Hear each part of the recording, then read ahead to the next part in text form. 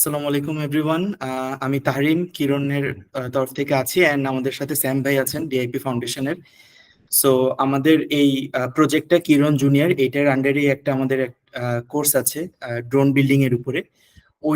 ওইটাকেই mainly focus করে আমাদের আজকের এই ফ্রি ওয়েবিনার সেশনটা, যে আপনারা যারা ড্রোন বিল্ডিং এনথুসিয়াস্টরা আছেন তারা অ্যাকচুয়ালি এই ফ্রি সেশনটাতে শিখতে পারবেন যে ড্রোন বিল্ডিং এর ফান্ডামেন্টালসটা। স্যাম ভাই আমাদেরকে আরো ডিটেলসে জানাবেন যে এটা কিভাবে উনি সেশনটা নিবেন। তার আগে আমি জাস্ট একটু কিছু রুলস সবার সাথে একটু কাইন্ডলি শেয়ার করতে চাচ্ছিলাম, যে সবাই কাইন্ডলি মাইকটা অফ রাখবেন, অ্যান্ড যখন কোয়েশ্চেন থাকবে তখন কাইন্ডলি হ্যান্ড রেজ করবেন। আমি সবসময় কোঅর্ডিনেশনে থাকছি। স্যাম ভাই যেহেতু সেশন নিতে নিতে উনি ওখানেই কন্টিনিউয়াস থাকবেন, উনি হয়তো খেয়াল নাও করতে পারেন। সেক্ষেত্রে আমি ওনাকে ইন্টারাপ্ট করে আপনাদের কোয়েশ্চেনগুলি নিব, অ্যান্ড নিয়ে হচ্ছে গিয়ে আপনাদের কোয়েশ্চেনগুলি প্লেস করে দেবো ইনশাল্লাহ। অ্যান্ড স্যাম ভাই ওইটা হচ্ছে গিয়ে আপনাদেরকে অ্যাড্রেস করে দিবেন বা অ্যান্সার করে দিবেন। আর যখন কোয়েশ্চেন করবেন তখন যদি পসিবল হয় একটু যদি আমরা ভিডিওটা অন অন করে কোয়েশ্চেনটা করতে পারি, অ্যান্ড এটাই। সো আর বেশি লেট করব না, আপনারা অলরেডি 10 মিনিটস আমরা হচ্ছে গিয়ে পার হয়ে গেছে। সো আমরা স্টার্ট করে দিচ্ছি। আমি এখন ইন্ট্রোডিউস করতে চাচ্ছি স্যাম ভাইকে। স্যাম ভাই, the floor is all yours. Please আপনার সেশনটা স্টার্ট করেন। আসসালামু আলাইকুম সবাইকে। আমি হচ্ছে মোহাম্মদ শফিকুল ইসলাম। আহ, সবাই স্যাম নামে চিনে। আমার একটি ছোট পেজ আছে, স্যাম এফপিবি, এবং আমি হচ্ছে যে দীপ ফাউন্ডেশন, দীপ টেকের ইউএবি স্পেশালিস্ট হিসেবে আছি। আজকে তারই একটা কোর্সের ফ্রি ওয়েবিনার করানো হবে। তো আর দেরি না করি, আমি হচ্ছে যে ফার্স্টে স্লাইডস দিয়ে হচ্ছে যে থিওরিটা একটু বোঝানোর চেষ্টা করব। মাঝখানে যখন হচ্ছে যে কোনো কিছু হ্যান্ডস অন দেখানো লাগবে, আমি হচ্ছে লাইভ হ্যান্ডস অন দেখাবো।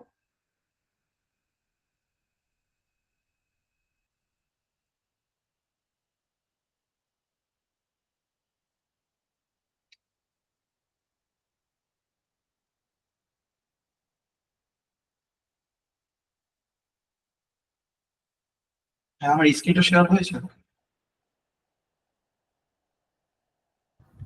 জি ভাইয়া, স্ক্রিন ভিজিবল। ওকে, সরাসরি ইন্ট্রোডাকশনে আসতেছি। বেসিক্যালি আজকে আমরা যারা এসেছি সবাই হচ্ছে যে ড্রোনের এনথুসিয়াস্ট।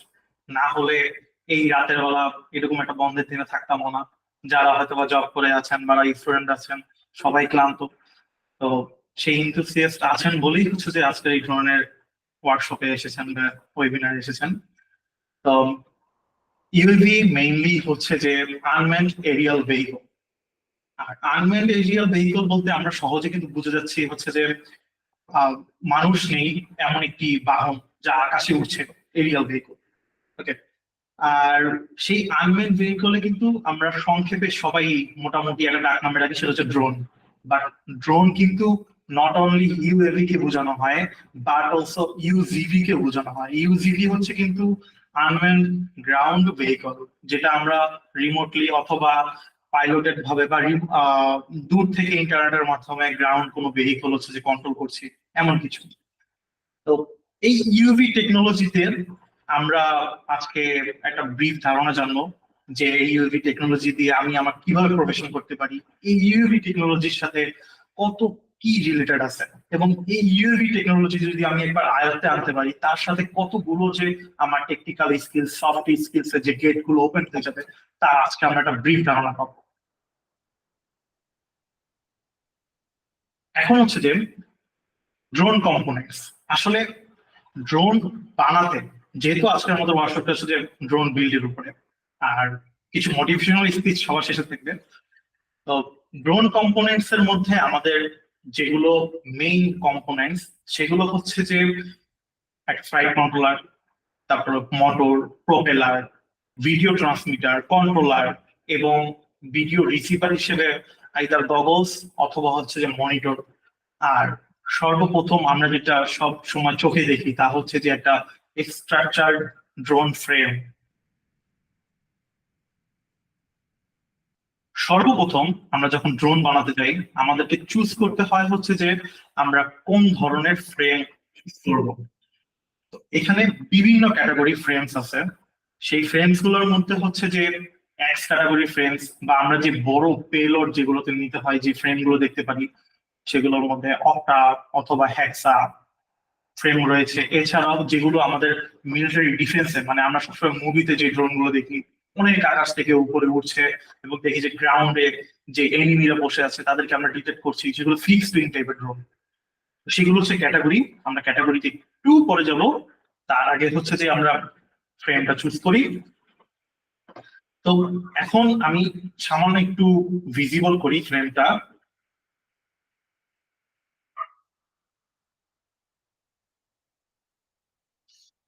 আমার এখানে দেখতে পাচ্ছেন যে এখানে একটা ফ্রেম আছে, এটাকে হচ্ছে যে টিভি ফ্রি স্টাইলের জন্য বা রেসিং এর জন্য একটা এক্স ফ্রেম। আমি এই ফ্রেমটা কেন দেখাচ্ছি, এটা আমার হাতের কাছে আছে। আমি যদি বড় কোনো ফ্রেম নিয়ে আসতাম আমি ক্যামেরার সামনে দেখাতে পারতাম না।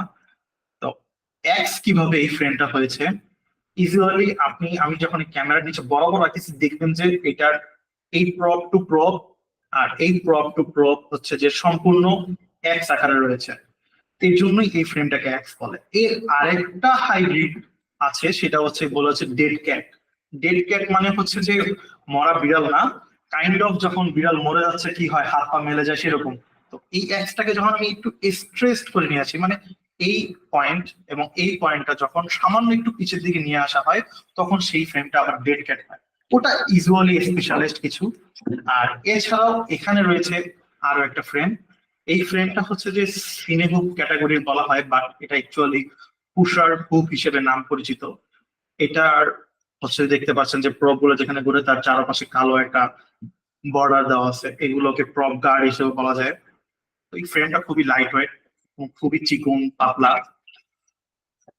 এই হচ্ছে যে আমাদের বেসিক্যালি যখন আমরা প্রফেশনাল কোনো কাজ করি, ফিল্মিং এর জন্য হোক বা কিছু স্পেশালাইজড সার্ভে অথবা সার্ভেলেন্সের জন্য, তখন এই ধরনের ফ্রেম গুলো খুব কাজে দেয়। আর এছাড়া অনেক বড় বড় ফ্রেম আছে, সেই ফ্রেম গুলো যেগুলো বললাম ফিল্ম, মুভি ফিল্মে যেগুলো দেখা যায় যে অনেক আকাশে ভর্তি করছে, ওগুলো ফিক্সড উইং টাইপের। তো আমাদের চারটা হচ্ছে যে ক্যাটাগরি, ড্রোনের ক্যাটাগরি। সেই ড্রোনের ক্যাটাগরি চারটার মধ্যে একটা হচ্ছে যে সিঙ্গেল রোটর। সিঙ্গেল রোটরের মধ্যে হচ্ছে যে ইউজুয়ালি আমরা যে হেলিকপ্টার দেখছি সেটাকে সিঙ্গেল রোটর ড্রোন বলা হয় বা ইউএভি বলা হয়। সিঙ্গেল রোটর বলা হচ্ছে এই কারণে, সে কিন্তু হচ্ছে যে ইউজুয়ালি যে যখন হবার করতেছে, মানে গ্রাউন্ড থেকে যখন হবার করতেছে, তার জাস্ট হচ্ছে যে একটা হচ্ছে যে প্রপেলার থাকে, অনলি ওয়ান। তো এবং হচ্ছে যে দ্বিতীয়তে দ্বিতীয়ত হচ্ছে যে ফিক্সড উইং। তো যেটা বললাম ফিল্মে আমরা যেটা দেখি বা এরোপ্লেন শেপের আনম্যানড হয়ে থাকে, সেগুলো হচ্ছে যে ফিক্সড উইং ইউএভি। আর তৃতীয় হচ্ছে যে এই ক্যাটাগরি গুলো, এখানে হচ্ছে যে কোয়াডকপ্টার। এগুলো কারণ হচ্ছে যে এটা চারটা মোটর আছে, রোটর সিস্টেম, এই জন্য কোয়াডকপ্টার। এবং হচ্ছে যে হ্যাক্সা আছে, অক্টা আছে, ওগুলো একটা কপ্টার যেটা হচ্ছে মাল্টি রোটর বলে। আর সর্বশেষ যেটা বর্তমানে সব জায়গায় সবাই হচ্ছে যে আর&ডি করছে, রিসার্চ এন্ড ডেভেলপমেন্ট করছে, ওটাতে সার্ভে করার চেষ্টা করছে, সেটা হচ্ছে ভিটর, ভার্টিক্যালি টেকিং অ্যান্ড ল্যান্ডিং। এবং হচ্ছে যে আর vertical taking and landing plus হচ্ছে যে ওই ধরনের ভিটল ক্যাটাগরির কিছু প্রস অ্যান্ড কনস আছে। প্রসটা সবচেয়ে বেশি, কারণ হচ্ছে যে ওই ক্যাটাগরির ড্রোন গুলোর আপনার ভার্টিক্যালি যখন টেক অফ করতে পারে, মানে আমার সেম হচ্ছে যে এরকম কোয়াড বা হ্যাক্সা থাকে, সে হচ্ছে ভার্টিক্যালি টেক অফ করতে পারে। তারপরে হচ্ছে তার একটা সিঙ্গেল রোটর সিস্টেম থাকে অথবা ডাবল রোটর সিস্টেম থাকে, যেটা আমরা ইউজুয়ালি হচ্ছে যে ফিক্সড উইং এ দেখতে পাই। তখন কি হয়, যখন সে আকাশে উড়ে যায় তখন হচ্ছে যে তার যে মাল্টি রোটর সিস্টেম যেটা দিয়ে সে টেক অফ করেছে সেটা হচ্ছে যে অফ হয়। তার যে ফিক্সড উইং এর জন্য যে সিস্টেমটা থাকে, ইন্টিগ্রেশন সিস্টেমটা, সেই সিস্টেমের জন্য চালু হয়। এতে দেখা যায় কি, আমরা আমাদের যে উদ্দেশ্যটা থাকে, যে গোলটার জন্য আমরা অ্যাকচুয়ালি ড্রোন গুলো বানাই বা বানাবো, সেই গোলগুলো হচ্ছে যে অ্যাচিভ করা যায়। কারণ এই ভিটল ড্রোন গুলোর সিঙ্গেল রোটর মানে ফিক্সড উইং হওয়ার কারণে তখন হচ্ছে যে আপনার একটু দূর, মানে হচ্ছে যে আমরা যে মাল্টি রোটর অথবা সিঙ্গেল রোটর বা ফিক্সড উইং দেখে থাকি তার থেকে বেশি হচ্ছে যে আমি আমার অতিক্রম করতে পারি। আচ্ছা, আমি আবার একটু স্লাইডে যাই।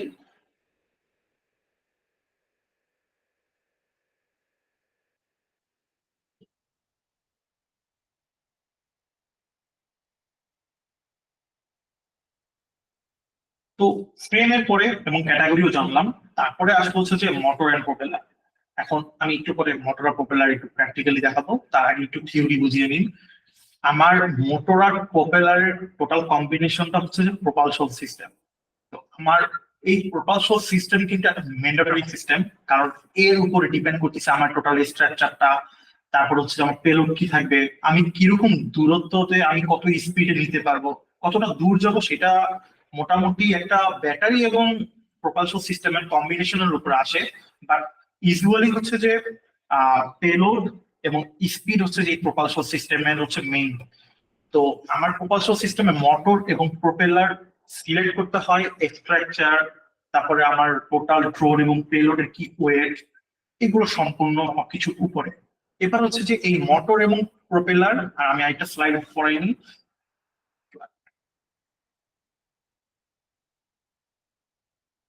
মোটর এবং প্রপেলারের সাথে ফ্লাইট কন্ট্রোলার। যে আমার হচ্ছে ফ্লাইট কন্ট্রোলার মেইনলি হচ্ছে যে আমরা শর্টকাটে এফসি বলি। ফ্লাইট কন্ট্রোলারের কাজ হচ্ছে যে আমি যখন আমার কন্ট্রোলারকে কমান্ড দিচ্ছি, সেই কমান্ডের সাথে আমি কিভাবে হচ্ছে যে আমার প্রপালশন সিস্টেমটা কমিউনিকেট করছে। মানে আমি আমি ফরওয়ার্ডের জন্য হচ্ছে যে ড্রোনকে কমান্ড দিলাম, সেই ফ্লাইট কন্ট্রোলার মানে এফসি, আমি শর্টকাটে এফসি বলবো, সেই এফসি হচ্ছে যে প্রপালশন সিস্টেমকে জানায় যে তাকে ফরওয়ার্ডে যেতে হবে। মানে এফসি জেনে প্রপালশন সিস্টেম সেভাবে গাইড করে, সেভাবে পাওয়ার আপ করে, সে হচ্ছে সামনে যায়। আমি হচ্ছে যে সামান্য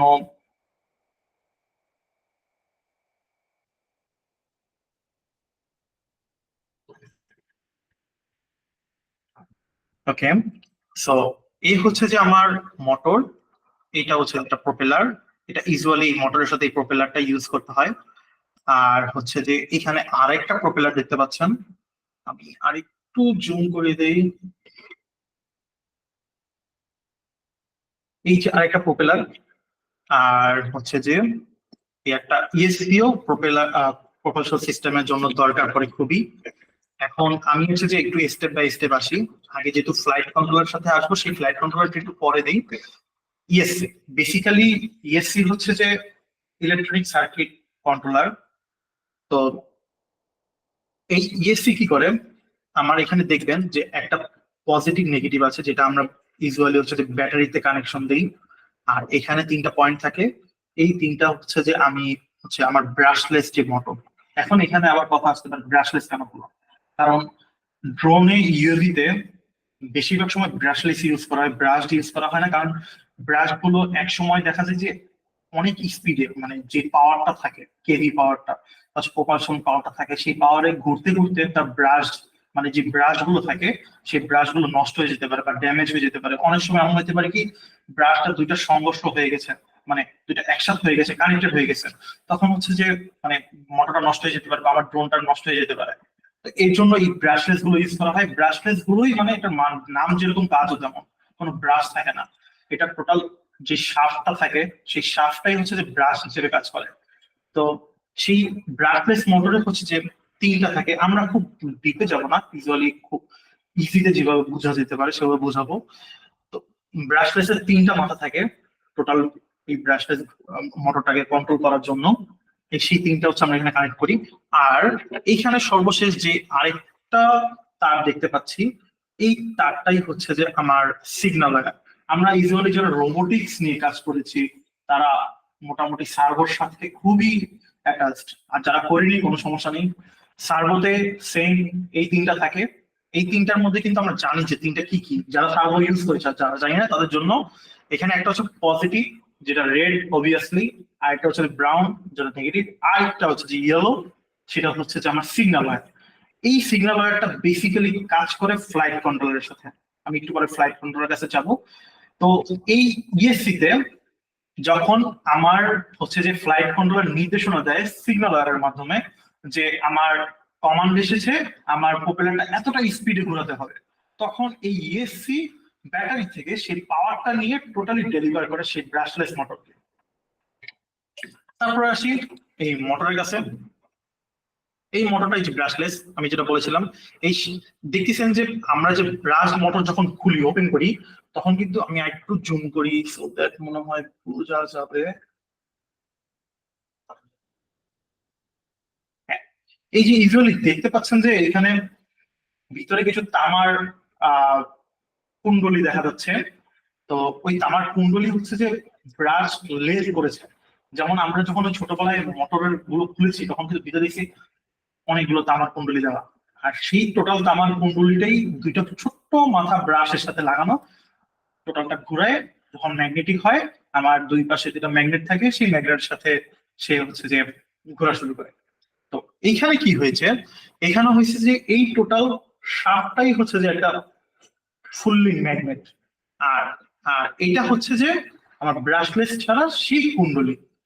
তো ডাইরেক্টলি আমার এই কুণ্ডলী গুলো ম্যাগনেট হয়। আগে কি হতো ব্রাশে, যে আমার সেই ব্রাশ গুলো কুণ্ডলীটাকে হচ্ছে যে ম্যাগনেট করতো, তারপরে হচ্ছে যে গিয়ে আমার সেই ম্যাগনেটের সাথে এটা কাইন্ড অফ এইভাবে ঘর্ষণ হতে থাকে। সেই ঘর্ষণের মাধ্যমে হচ্ছে মোটরটা ঘোরা শুরু করে পজিটিভ নেগেটিভের পরে। তো এইখানে কি হয়, ব্রাশ গুলো নেই এবং হচ্ছে যে সরি এখানে হচ্ছে যে ব্রাশ গুলো নেই, সেই ব্রাশ গুলোর বদলে হচ্ছে যে আমার টোটাল কুণ্ডলীটা ম্যাগনেটিক হয়ে যায়। আর সেই সেম তারপরের অবস্থাটা, সেই ম্যাগনেটের পরিবর্তন হচ্ছে যে আমার যে শাফটের যে ম্যাগনেট গুলো থাকে পজিটিভ নেগেটিভ যখন ঘুরতে থাকে তখন একসাথে হচ্ছে যে ঘূর্ণায়মান শুরু করে। আর সেম এইখানে হচ্ছে যে আমরা তিনটা ওয়্যার দেখতে পাচ্ছি। এই তিনটা ওয়্যারই হচ্ছে যে আমরা পজিটিভ নেগেটিভ, আর এটা তো বললাম সিগন্যাল ওয়্যার ওইভাবে কানেক্ট করি। বাট হচ্ছে এখানে কিন্তু পজিটিভ নেগেটিভ সিগন্যাল ওয়্যার হিসেবে থাকে না অ্যাকচুয়ালি, এখানে সবগুলোই হচ্ছে যে পাওয়ার নেয়। এইটা যখন আমরা ড্রোন বিল্ড করব তখন হচ্ছে আমরা ইজিলি বুঝে যাবো। তো তারপরে নেক্সট আছে হচ্ছে যে আমাদের প্রপেলার। তো আমি ফার্স্টে একটা প্রপেলার দেখাইছিলাম ছোট্ট একটা, এটা ইউজুয়ালি হচ্ছে যে আমার পার্সোনাল ফেভারিট এই ড্রোনটার প্রপেলার। এই প্রপেলারটার সাইজ হচ্ছে যে 3.5 ইঞ্চি, আর এটা হচ্ছে যে আপনার 9 ইঞ্চি একটা প্রপেলার। এখন এই প্রপেলার গুলো ডিসাইড করতে হয় আমার স্ট্রাকচার, তারপরে হচ্ছে যে আমার পেলোড সবকিছুর উপরে। তো দেখা যায় যে পেলোড যত বেশি হয়, আমরা আম, কিছু মুভিতে সিঙ্গেল রোটরে কিছু ফিক্সড উইং দেখেছি, সবাই একটু আধটু হলেও দেখেছি বা সার্চ করলে পেয়ে যাবেন কিছু প্লেন সিঙ্গেল রোটর প্লেন। ওগুলোর সামনে নোজে দেখবেন অনেক বড় তিনটা অথবা দুইটা এরকম, মানে একটা প্রপেলার থাকে যেটা দুইটা হচ্ছে যে আহ দুইটা সাইড থাকে অথবা তিনটা, আর এটার হচ্ছে যে তিনটা। আমার কাছে পাঁচটারও আছে প্রসেস। তো এই যে একটা প্রান্ত দেখছেন, এই প্রান্তটাকে ইউজুয়ালি বলা হয় পিচ। এই পিচটা যত বড় হয় এবং যতটা হচ্ছে যে প্রশস্ত হয়, আমরা মোটামুটি ধরে নিব যে ওই প্রপেলারটার পেলোড কত ক্ষমতা, অথবা হচ্ছে যে যেভাবে যে বাতাসটা কাটবে সে ওটা করতে সক্ষম, মানে আমার পেলোডটা নিতে সক্ষম। আর আরেকটা জিনিস আছে, আমার এই ফ্রি স্টাইলটা একটু প্রপেলারটা নিয়ে আসি। এখানে এই যে আমি আর একটু জুম করে দেখাই, এই যে এই যেটা দেখছেন, এই যে একটু ব্যান্ড করা, আর এইটার এই দেখেন এটা কিন্তু ব্যান্ড তেমন একটা করা না। সেম এইটাতেও কিন্তু তেমন একটা ব্যান্ড না। এইটা যে ব্যান্ড, এটাও কিন্তু একটা মাথা আছে, এটাকে এইজ বলে, প্রপ এইজ। এই প্রপ এইজ গুলো ডিফাইন করে যে কতটা স্পিডে সে প্রপেলারটা ঘুরাতে পারবে। সেম আমরা যদি কোনো একটা ধারালো ছুরি দেখি অথবা ব্লেড দেখি, ছুরির মাথাটা খুব কোনা সরু থাকে এবং হচ্ছে এজ গুলো খুব ধারালো থাকে। সো দ্যাট দেখা যায় যে আমি যখন ইজিলি কোনো কিছু কাটতে যাই কোনা মাথা দিয়ে কেটে ফেলতে পারি। আর যদি কোনো কিছুর একদম এজ না থাকে তখন কিন্তু আমার কাটতে হয় কিভাবে, কাটতে কিন্তু কোনা মাথা থাকে না, তখন আমাকে আর এইভাবে কাটতে হয়, ওটা একটু কষ্ট হয়। তো সেম এই প্রপেলার, যাতে প্রপেলার এজ যতটা সরু থাকবে, এইজ থাকবে ভালো, তত এয়ারটাকে আমার কাটতে পারে ভালো। আর পিচের ক্ষেত্রে হচ্ছে যে যতটা বড় থাকবে ততটা হচ্ছে যে আমার পেলোডটা বেশি নিতে পারবে। আচ্ছা, এই পর্যন্ত যা বোঝানো হলো এর মধ্যে কারো কোনো কোশ্চেন আছে কিনা?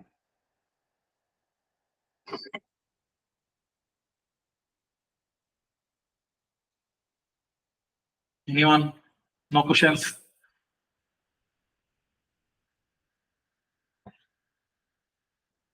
আচ্ছা, সমস্যা নেই, আমরা হচ্ছে যে নেক্সট স্লাইডে যাচ্ছি।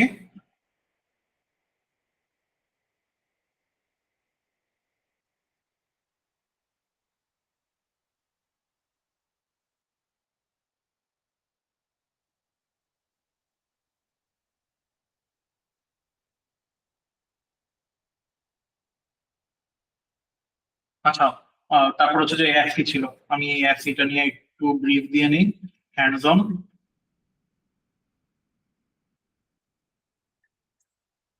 হামিম ভাই না ফারিক ভাই, আমি কি গুড, মানে সবকিছু ওকে আছে?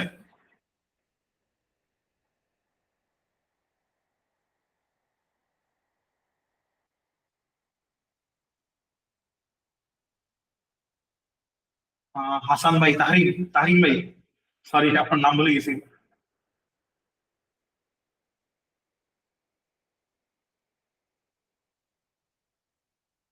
হ্যালো তাহিম ভাই, আমার কথা কি শোনা যাচ্ছে? জি ভাইয়া, শোনা যাচ্ছে। সবকিছু ঠিক আছে না? জি ওকে। ভাইয়া, অল গুড। ওকে ওকে। তো আমাদের এফসি মধ্যে হচ্ছে যে আমি এখানে দুইটা এফসি দেখাচ্ছি। এইগুলো একটু সরিয়ে ফেলি।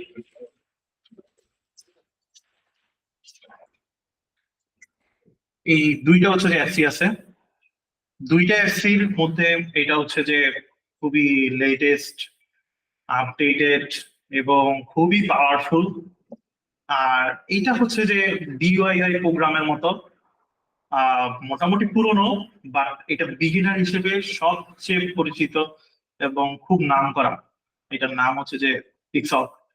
তো এখানে যে আমরা সুন্দর কোড গুলো দিচ্ছি, এগুলো খুবই মানে ভালো বিগিনারদের জন্য।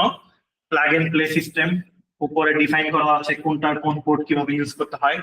এই ফ্লাইট কন্ট্রোলার একটা সিস্টেম।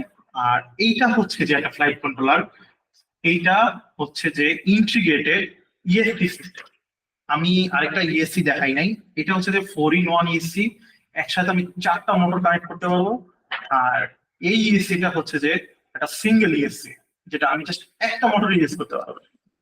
আর এই যে ফ্লাইট কন্ট্রোলারটা, এই ফ্লাইট কন্ট্রোলারটা হচ্ছে যে এআইও টাইপস বলে, অল ইন ওয়ান। এটা FC plus 4-in-1 ESC integrated. এই বেসিক্যালি এই ফ্লাইট কন্ট্রোলার গুলো ইউজ করা হয় যেগুলো খুবই হালকা হয়, ড্রোন বা হচ্ছে যে আমার স্পেস কম আছে, আমার মানে আমি যে স্ট্রাকচারটা বানিয়েছি যে গোল, তার জন্য স্পেস কম, সেই জন্য হচ্ছে যে এই ফ্লাইট কন্ট্রোলার গুলো ইউজ করা হয়। আর এই ফ্লাইট কন্ট্রোলারটা হচ্ছে F7, একটা চার্ট আছে ফ্লাইট কন্ট্রোলার ক্যাটাগরিজ, সেখানে তো সার্চ করলে ইজিলি পেয়ে যাবেন, F1 থেকে F7 F8 আছে। কি কারণে এই ডিফাইন গুলো করা হয়েছে, ওরা খুবই আরো বিস্তারিত ডিটেলস আছে। তো ওই ফ্লাইট কন্ট্রোলটা ইউজ করা হয় বেসিক্যালি এই ড্রোনটাতে। আমি একটু ওয়াইডে নেই। এই ড্রোনটা দেখছেন কতটা পাতলা, মানে এর স্পেস কিন্তু মাঝখানে স্পেস খুবই কম। তো এর ভিতরে একটা শুধু জাস্ট হচ্ছে বিটিএক্স বসানো, ডিজিআই ইউনিট, মানে নেবুলা প্রো বসানো, ডিজিআই ক্যান্টিএক্স নেবুলা প্রো, সরি। আর হচ্ছে এই ফ্লাইট কন্ট্রোলটা বসানো, এবং বেসিক্যালি এটা হালকা, অনেকটাই হালকা। আর এই যেটা আছে এখানে হচ্ছে যে মোটামুটি এর মাঝখানে দেখা যায় কিনা, এই একটা ইএসসি 4-in-1 ইএসসি নিচে, আর উপরে হচ্ছে যে একটা ফ্লাইট কন্ট্রোলার বসানো, কারণ স্পেস আছে। আবার পিছনেও হচ্ছে যে এই যে পিছনে ক্যাটিএক্স এর বিস্তারটা বসানো বিটিএক্স হিসেবে, আমরা সামনে বিটিএক্স কেটে বুঝতে পারবো। তো এই হচ্ছে flight controller. Usually flight controller হচ্ছে যে আমার সব কিছু সেন্টার অ্যাজ এ মাদারবোর্ড। আমাদের কম্পিউটার মাদারবোর্ড যেমন র্যাম, গ্রাফিক, জিপিইউ, তারপর পিএসইউ পাওয়ার নেওয়ার জন্য এভরিথিং সবকিছু কানেক্টেড করে আমাদেরকে হচ্ছে যে ফাইনাল আউটপুটটা দিচ্ছে, আমরা যা কমান্ড দিচ্ছি এই সেম ফ্লাইট কন্ট্রোলটা এরকম, এর ভিতরে সেই সবকিছু কমান্ড এন্ড হচ্ছে যে আমার ওএসডি, মানে হচ্ছে যে অন স্ক্রিন ডিটেলস বা যাই কিছু। তো ওএসডি টাইপস, তারপর হচ্ছে যে আমি কোনো কিছু ফাংশন সেট করতে চাইলে, কোনো কিছু ফিচার সেট করতে চাইলে, এনিথিং সব ওই ফ্লাইট কন্ট্রোলার করে থাকে। তারপরে হচ্ছে যে আমরা নেক্সট স্লাইডে যাই।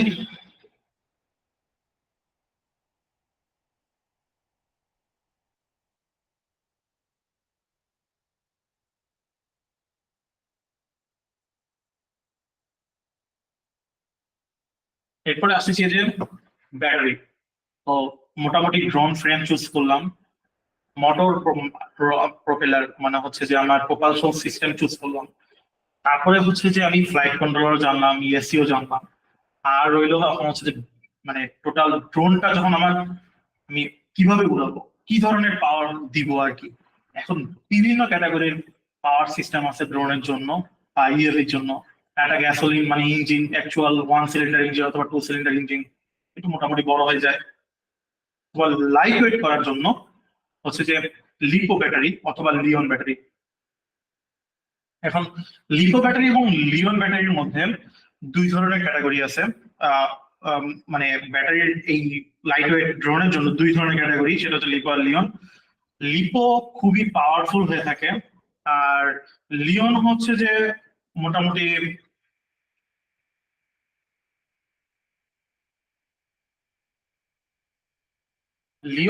মোটামুটি আহ একটু ভারী হয়, খুব ক্যাপাসিটি বেশি হয়। আমরা ইউজুয়ালি লিওন মানে হচ্ছে যে পেন্সিল ব্যাটারি গুলো, যারা রোবোটিক্স এর জন্য বিভিন্ন ধরনের ব্যাটারি ইউজ করেছি তারা লিওনের সাথে একটু পরিচিত, তারা জানি যে আসলে ওগুলো ক্যাপাসিটি গুলো বেশি হয়। অথবা ইউজুয়ালি যারা টর্চ লাইট ইউজ করছি, টর্চ লাইটের যে রিচার্জেবল যে ব্যাটারি গুলো থাকে ওগুলো লিওন প্যাক, বা আমরা যে ল্যাপটপ ইউজ করি বড় সাইজের যে ল্যাপটপ গুলো, একটু পুরাতন ল্যাপটপ গুলো যেগুলোতে সেল ব্যাটারি থাকে, মানে ব্যাটারি কম্পার্টমেন্টটা খোলা যায় পিছন থেকে, ওগুলোতে কিন্তু এই লিওন প্যাক গুলো থাকে সিঙ্গেল সিঙ্গেল। তো এই লিওন ব্যাটারি গুলো ক্যাপাসিটি বেশি হয়, ডিসচার্জ রেটটা কম হয়। এই হচ্ছে যে প্রোস এন্ড কনস। প্রোস কি? ক্যাপাসিটি বেশি। কনস হচ্ছে যে একটু তুলনামূলক লিপোর থেকে ভারী হয়, মোটামুটি ভালোই ভারী হয়। আর হচ্ছে যে ডিসচার্জ রেটটা হচ্ছে যে খুবই কম। আর অপরদিকে লিপো লিপো লিমার ব্যাটারি গুলো খুবই খুবই হালকা হয়, কিন্তু ক্যাপাসিটি খুবই কম হয়। আর মানে ডিসচার্জ রেট, যেটা হচ্ছে সি রেটিং বলে, সি রেটসটা অনেক হাই হয়। তো লিপো ব্যাটারি আমরা ইউজুয়ালি এর জন্য ইউজ করি হচ্ছে যে মোবাইলে, কারণ মোবাইলটা আমাদের খুবই হালকা হতে হয় আর খুবই পাতলা হতে হয়, না হলে তো ওজন বেড়ে যাবে যদি লিওন আমরা ইউজ করতে যাই। যেমন আমরা ওই যে ল্যাপটপের কথা বললাম, সেম এখন পাতলা ল্যাপটপ গুলো বা যে ম্যাকবুক এয়ার অথবা ম্যাকবুক প্রো বা বিভিন্ন ধরনের যে ল্যাপটপ গুলো আছে যেগুলো পাতলা হয়, সেগুলোতে কিন্তু লিপো ব্যাটারি গুলো ইউজ করা হয়। তো এখন ওখানে কিন্তু ডিসচার্জ রেট বা সি রেটটা দরকার নেই, তার জন্য ওটা করা হয় না।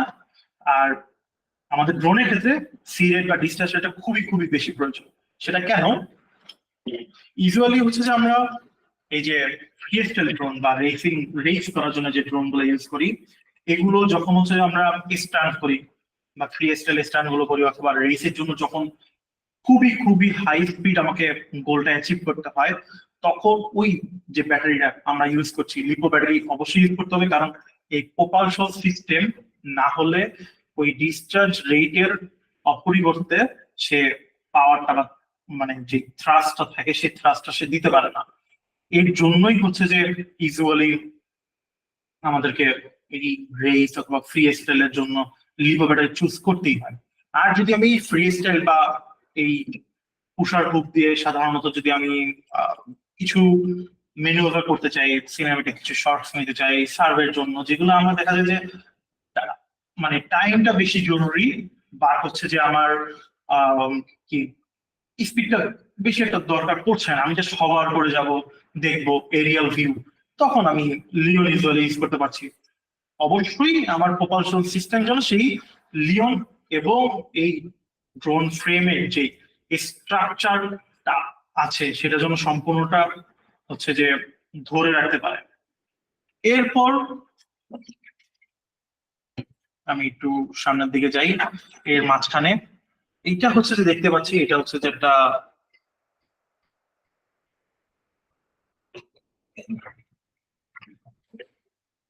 একটা VTS system, analogue VTS system. আমাদের ড্রোন না, পুরো জগতেই হচ্ছে দুই ধরনের ভিডিও সিস্টেম আছে। দুইটার ভিতরে একটা হচ্ছে অ্যানালগ আর একটা হচ্ছে ডিজিটাল। ডিজিটালটা ইউজুয়ালি যা বুঝছি যে বিট আকারে, মানে বাইনারি বিট ডিজিটাল, আর অ্যানালগটা হচ্ছে ওয়েভ, যেটা ইলেকট্রিক্যাল ওয়েভে যেটা বোঝেন, বা এসি ওয়েভ। অ্যানালগ সেটা ইউজুয়ালি আমরা যে টিভি দেখি বা ছোটবেলায় যে বিটিভি চ্যানেল যেভাবে দেখতাম অ্যান্টেনার মাধ্যমে, সেটা অ্যানালগই ছিল। আর এখন ডিজিটালি যে তারের মাধ্যমে যেটা আসছে সেটা ডিজিটালি, যার কারণে আমরা একটু হাই ডেফিনেশন কিছু দেখতে পাচ্ছি। বা যদি আকাশ ডিটিএস যারা ইউজ করেন হচ্ছে, তারাও কিন্তু ওয়ান কাইন্ড অফ স্যাটেলাইট থেকে সেই অ্যানালগ ভাবেই হচ্ছে যে ডাটাটা পায়। ওদিকে বিশ্লেষণ আছে, এটা হচ্ছে অ্যানালগ আমার একটা সিস্টেম, আর আমার এই দুইটা ড্রোনই হচ্ছে যে দেওয়া আছে ডিজিটাল সিস্টেম। ওই অ্যানালগের এটা হচ্ছে যে ক্যামেরা, দুইটা পার্ট থাকে ইউজুয়ালি। এই হচ্ছে যে ক্যামেরা, সেই ক্যামেরা হচ্ছে যে ডাইরেক্টলি ভিটিএক্স এর সাথে কানেক্টেড থাকে, কিছু কিছু ক্ষেত্রে যখন আমার ড্রোনের কি ডাটা আছে, মানে ওএসডি, তো সেই ওএসডি ডাটাটা নেওয়ার জন্য যদি আমার প্রয়োজন পড়ে যে আমি জানতে চাচ্ছি যে ওএসডি ডাটাটা দরকার, তখন হচ্ছে যে ক্যামেরার মাঝখানে তখন হচ্ছে যে ফ্লাইট কন্ট্রোলারটা বসে, তারপরে ফ্লাইট কন্ট্রোলার থেকে ভিটিএক্স, তারপরে হচ্ছে যে আমার মানে এই ট্রান্সমিটটা হয়।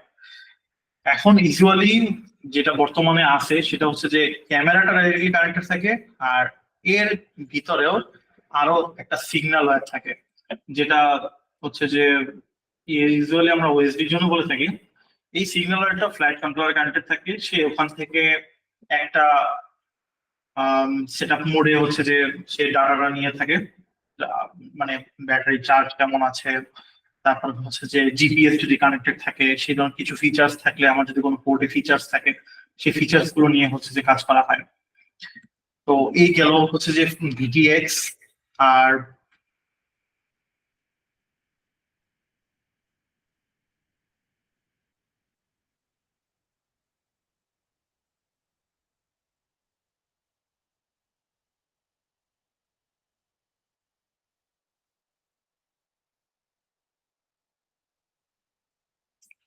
তারপর এখন তো ফ্রেম সিলেক্ট করা হলো, আর হচ্ছে যে আমার আমি মোটর প্রপালশন সিস্টেম সিলেক্ট করেছি, ফ্লাইট কন্ট্রোলারও সিলেক্ট করেছি, ইএসসিও সিলেক্ট করেছি, ভিটিএক্স ট্রান্সমিশন সিস্টেমও সিলেক্ট করেছি। এখন কন্ট্রোলার গগলস, যেগুলো ইউজুয়ালি আমরা এখন বর্তমানে প্রফেশনাল যারা ভিডিওগ্রাফি করছি এফপিভি ড্রোন দিয়ে, তারা যে গগলস আর কন্ট্রোলার ইউজ করে সেটা একটা আলাদা বিষয়, ওটা বেশি এটা কিছু না সিলেক্ট করা, কিছু ধারণা তারপর আমি একটু দিয়ে রাখি।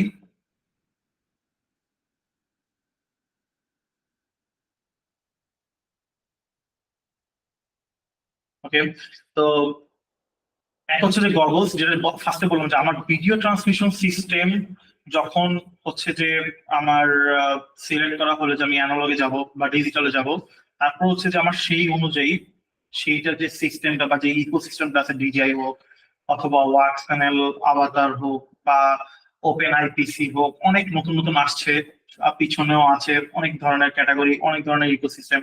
সব ইকোসিস্টেম গুলোতে যখন আমি একটা সিলেক্ট করবো, সেই অনুযায়ী সেটার গগলস বা হচ্ছে সেটার যে অ্যাক্সেসরিজ গুলো থাকে সেগুলো নিতে হয়, না হলে আসলে অন্য একটা ইকোসিস্টেম আরেকটা ইকোসিস্টেমের সাথে কনফ্লিক্ট করে যাবে। এই জন্যই ওই ধরনের রেস্ট্রিকশনস গুলো আছে। আর সেম এজ কন্ট্রোলার ভিতরে কন্ট্রোলার প্রায় 3 ক্যাটাগরির আছে। একটা হচ্ছে জয়স্টিক, আরেকটা হচ্ছে যে ফুল টিএক্স, যেটা অনেক বড় হয়, আহ, মোটামুটি 2 হাত দিয়ে না ধরলে বা গলায় না ধরলে চালানো খুবই মুশকিল। আর মাঝামাঝি একটা, সেটা হচ্ছে যে এক ধরনের কন্ট্রোলার। আমি হচ্ছে যে একটু কন্ট্রোলার গগলস নিয়ে একটু হ্যান্ডস অন বুঝিয়ে দিই।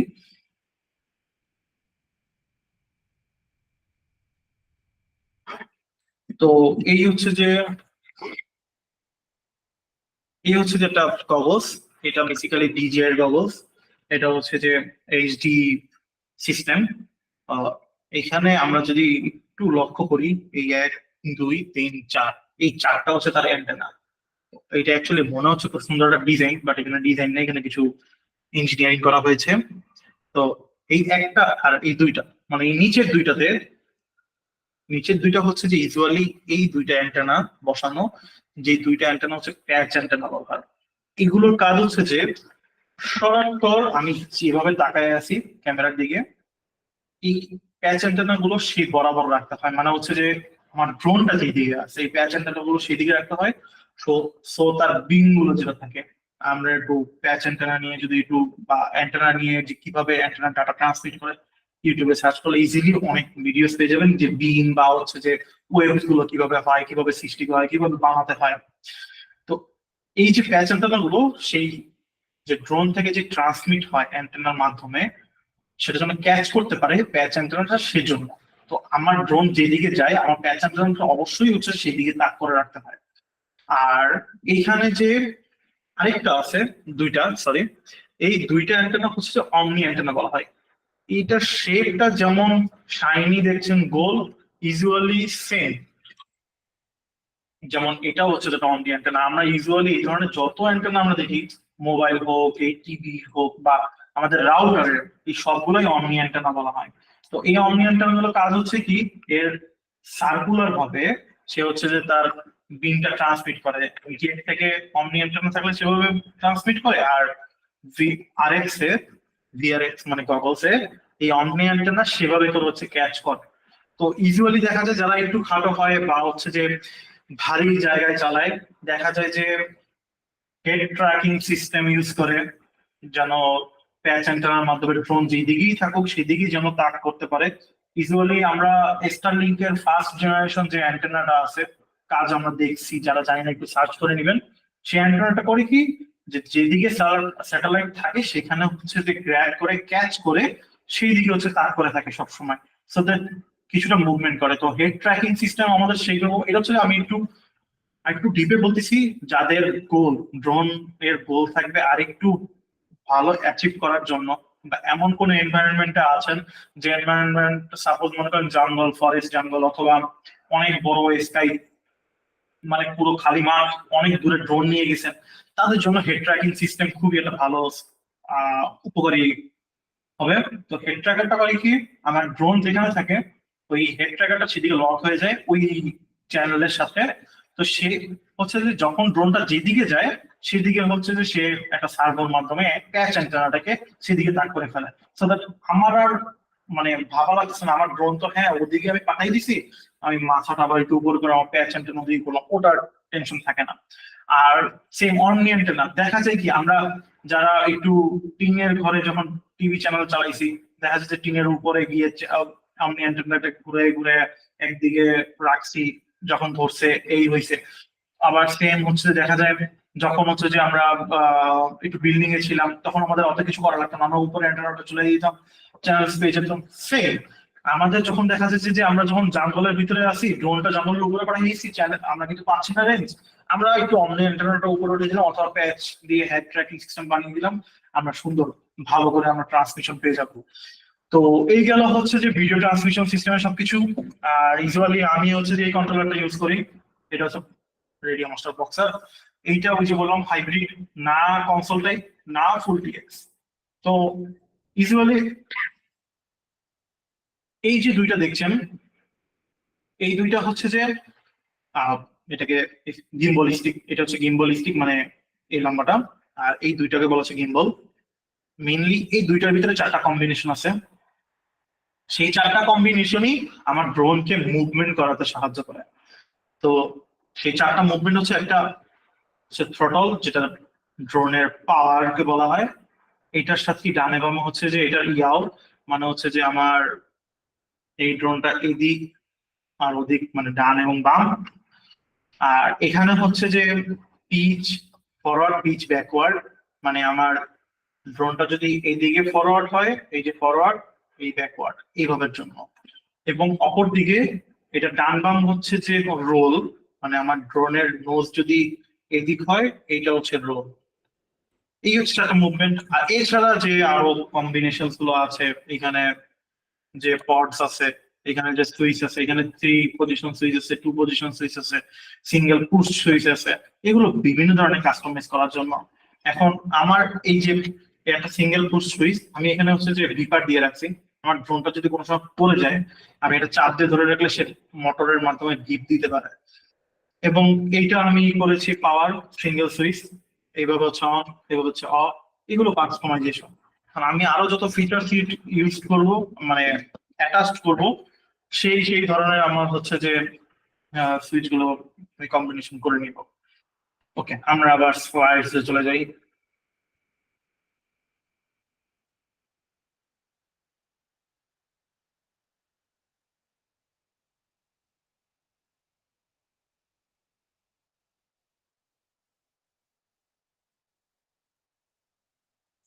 আচ্ছা, তো ড্রোন বানানো হলো, এবার হচ্ছে যে সফটওয়্যার এবং প্রোগ্রামিং। এখন এখানে বিভিন্ন ধরনের সফটওয়্যার রয়েছে, বিভিন্ন ধরনের সেই সফটওয়্যারের প্রোগ্রামিং। আবার হচ্ছে যে যদি আমি ফ্লাইট কন্ট্রোলার, আমি যে 2টা ফ্লাইট কন্ট্রোলার দেখালাম সেখানে কিন্তু কোনো ধরনের সফটওয়্যার মানে সফটওয়্যার তো থাকে, ইউজুয়ালি ওটাকে ফার্মওয়্যার বলা হয়, বাট আমি কোনো ধরনের প্রোগ্রামিং করা থাকে না। কাইন্ড অফ হচ্ছে যে গুই এর মাধ্যমে, গ্রাফিক্যাল ইউজার ইন্টারফেসের মাধ্যমে, সংক্ষেপে গুই বলে, জিইউআই, তো সেটার মাধ্যমে হচ্ছে যে আমি যে কম্বিনেশন গুলো থাকে বা আমার যে সেট আপটা থাকে আমি ফুল কমপ্লিট করতে পারবো। তো গ্রাফিক্যাল ইউজার ইন্টারফেসের মাধ্যমে ওই কথা হিসেবে আমি প্রোগ্রামিং ছাড়াই আমার ড্রোনটাকে আমি যে ফিচার্সে রাখতে চাই বা আমি যে আমার রিসিভার আরএক্স, তারপর হচ্ছে যে আমার ভিডিও ট্রান্সমিটার ওএসডি, আমার ড্রোনটা কি কি কোন চ্যানেলে কিভাবে কাজ করবে সবকিছু ওভাবে করে আমি জাস্ট মানে প্রোগ্রাম গুলো সেট করে দিতে পারবো। বা এর বাইরে আমরা যখন কিছু মানে এক্সট্রিম গোল অ্যাচিভ করতে চাই, যেমন মিলিটারি ড্রোন গুলো হোক, বা আমরা যখন চাই যে আমরা কোনো ইকোসিস্টেমে থাকবো না, কনফিডেন্সিয়াল ডাটা যেন আমার পাস না হয়, তার জন্য নিজেদের ডেভেলপ করা সফটওয়্যার এবং প্রোগ্রামে করে সে তার জন্য অনেক ধরনের ফ্রিডম রয়েছে, পাইথন প্রোগ্রামিং, সি প্রোগ্রামিং, অনেক ধরনের। আর কিছু ফ্লাইট কন্ট্রোলার আছে সেগুলো multiple farmers, open source farmers এবং পেইড ফার্মার্স অ্যাকসেপ্ট করে। সবচেয়ে নাম করা ফার্মার হচ্ছে যে বেটা ফ্লাইট। তারপরে এছাড়াও যারা রেসিং করে তাদের জন্য কিস অথবা ফ্যাটেকের কিস আরেকটা আছে, আরো এরকম যেটা আছে রেসিং এর জন্য। তো ওই ফার্মার গুলো সেভাবে ডিসাইড করা হয়।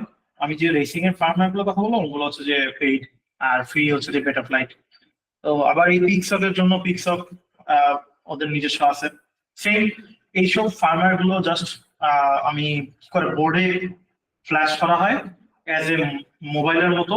তখন আমার মোবাইলের মতো হচ্ছে যে আমি ওই যে সেটিংস পেয়ে গেলাম, সেভাবে করে সেট করে দিব, বাস হয়ে গেছে। আর যদি ইউজুয়ালি যদি দেখা যায় যে আমি একদম লিনাক্স কার্নেলের মতো সবকিছু বিল্ড করবো, সফটওয়্যার বানাবো, সেইটা হচ্ছে যে নিজেদের এমবেডেড সিস্টেম করে নিজেদের হচ্ছে যে বোর্ড ডেভেলপ করে তখন হচ্ছে যে সফটওয়্যার প্রোগ্রামিং করা। ওকে, আচ্ছা এই পর্যন্ত কারো কি কোনো কোশ্চেন্স আছে বা এনিথিং, কোনো কিছু আস্ক করার প্রয়োজন, জানার প্রয়োজন? আচ্ছা প্লিজ। জি নোমান ভাই, প্লিজ কোয়েশ্চেনটা করুন।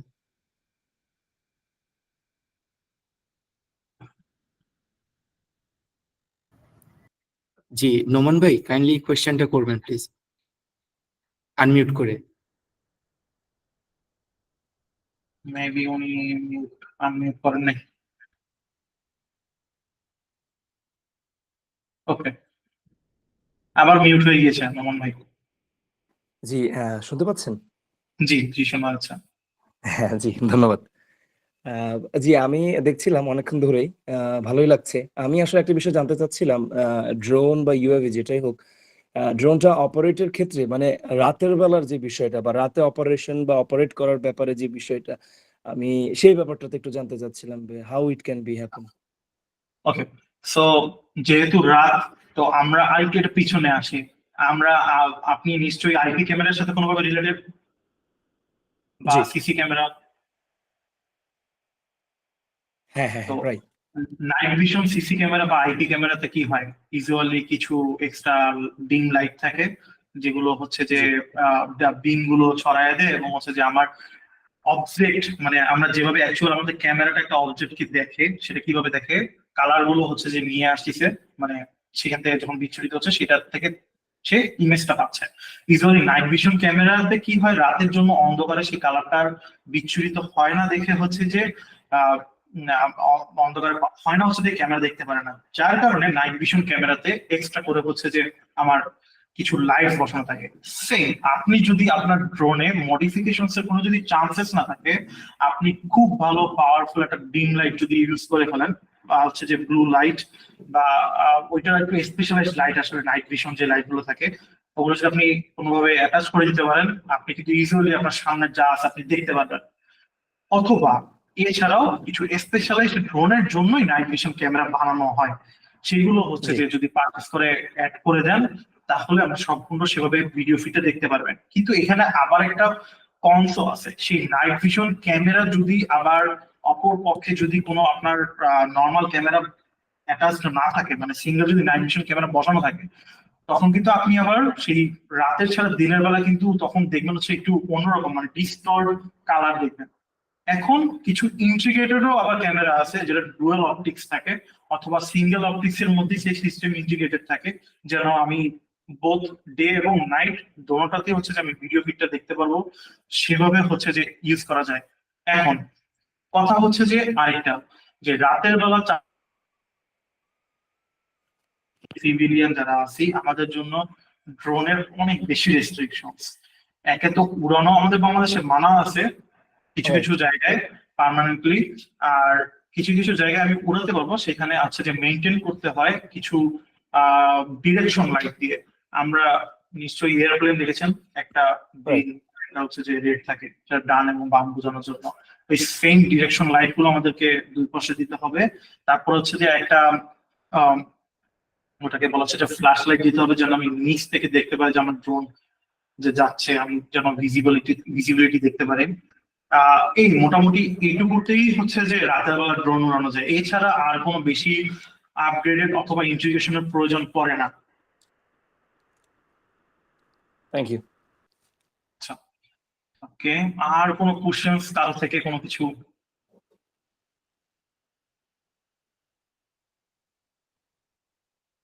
ওকে, নেই। আমরা হচ্ছে যে নেক্সট স্লাইডে যাই।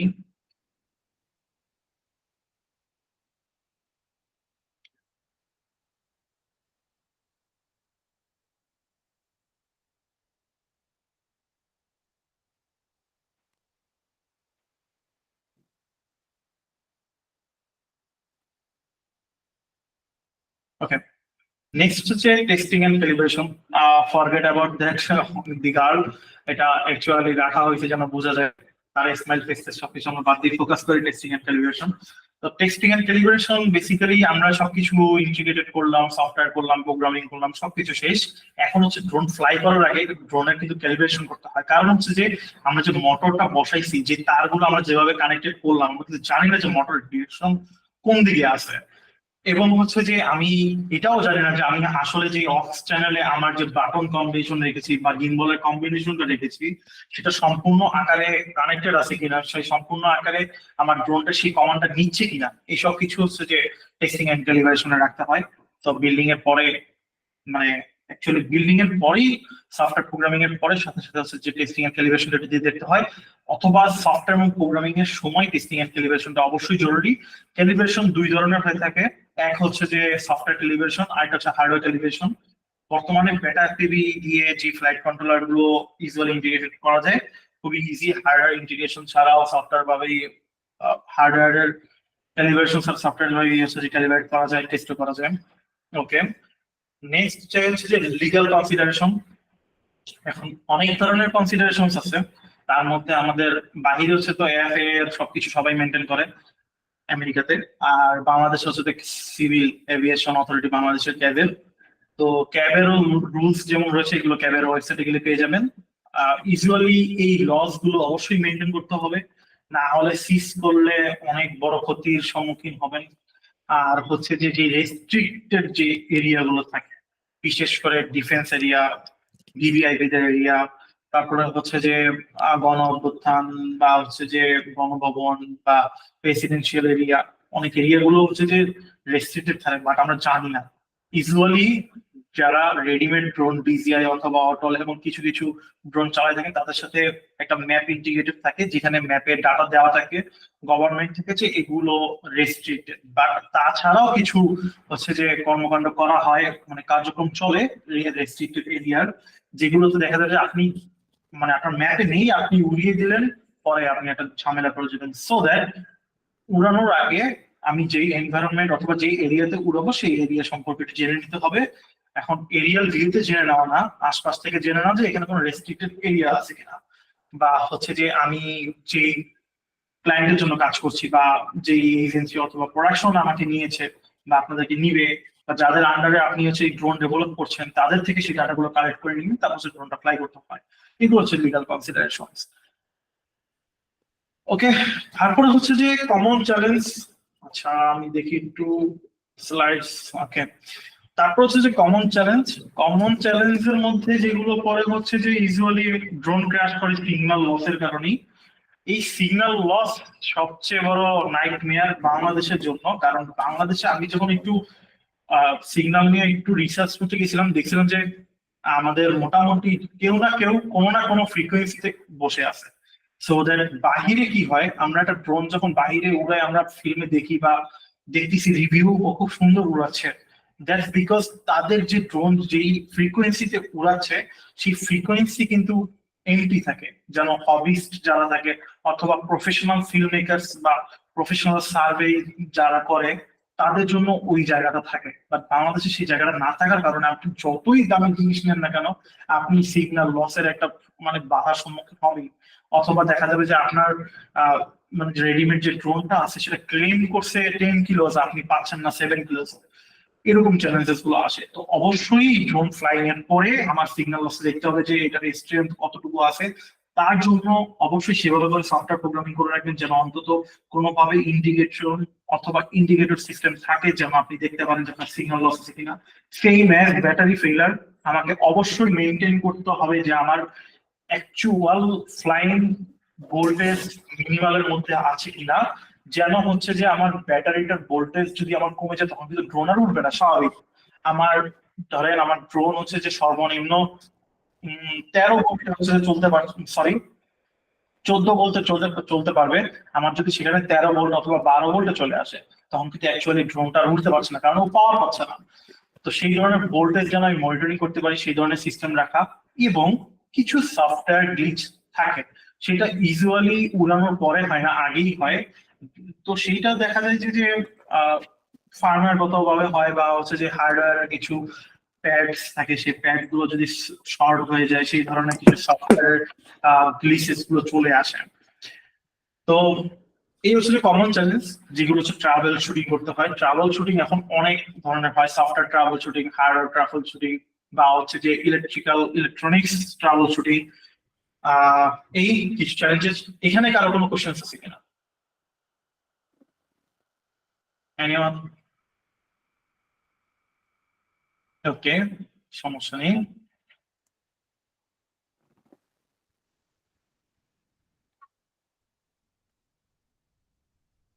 ওকে, আমরা মোটামুটি একদম শেষের দিকে চলে এসেছি। তো কনক্লুশনে যাওয়ার আগে আপনারা যারা এখানে নতুন এসেছেন, যারা জানতে চেয়েছেন যে আমাদের কোর্স সম্পর্কে, আমাদের কোর্স শুরু হবে ফার্স্ট ব্যাচ সেপ্টেম্বরের 6 তারিখ থেকে। সেখানে সম্পূর্ণ এটা ওই কোর্সটা সম্পূর্ণ হচ্ছে বিগিনারদের জন্য। তো যারা এটাকে নাইট ক্লিয়ার হিসেবে মনে করছেন বা কিছুই জানেন না তাদের কোনো দুশ্চিন্তা কিছু নেই, সম্পূর্ণ A to Z বিগিনার লেভেলের সবকিছু শেখানো হবে। এবং একটা ড্রোন প্রজেক্ট বানিয়ে দেখানো হবে যেন হচ্ছে যে কম্পোনেন্টস গুলো কিভাবে ইন্টিগ্রেশন করতে হয়, কিভাবে কম্পোনেন্টস গুলো কাজ করছে সবকিছু দেখানো হবে। এবং হচ্ছে যে কিছু সফটওয়্যার প্রোগ্রামিং থাকবে।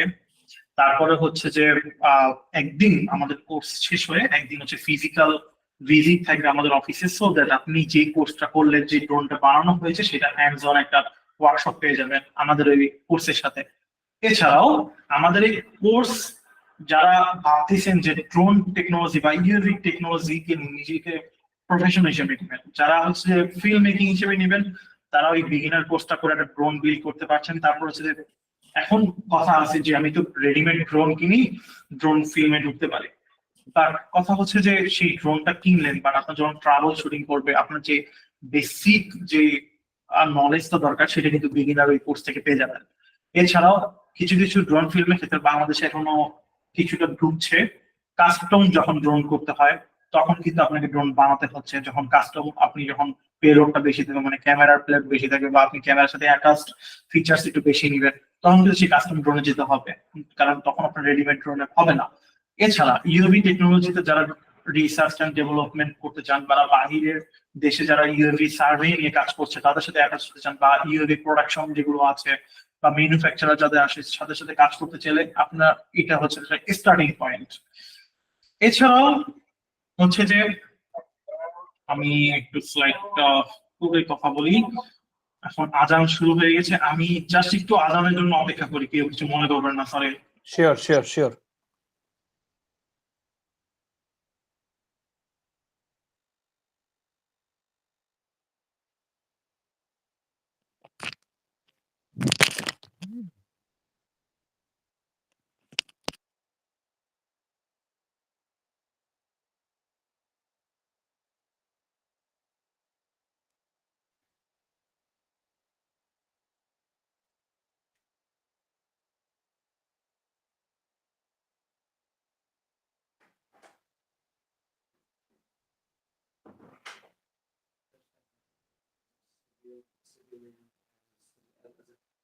Being a citizen of proud citizen.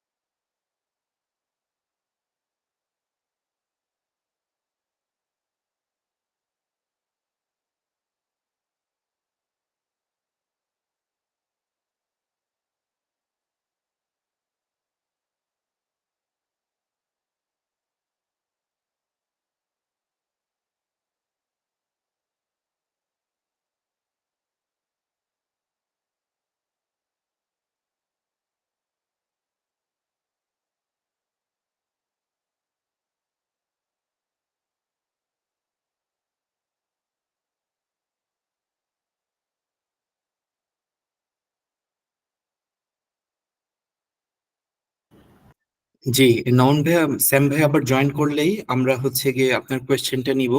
আর তার সাথে আরো কারো যদি কোয়েশ্চেন থাকে প্লিজ আপনারা কোয়েশ্চেন করবেন। আমাদের স্যাম ভাই মেন্টর ড্রোন বিল্ডিং যেই কোর্সটা আছে, উনি আপনাদের কোয়েশ্চেন গুলি অ্যান্সার করবেন ইনশাল্লাহ। ওকে, তো শুরু করি। আজানে শেষ। তো যেখানে ছিলাম, আমাদের যে কোর্স সেটা নিয়ে বললাম।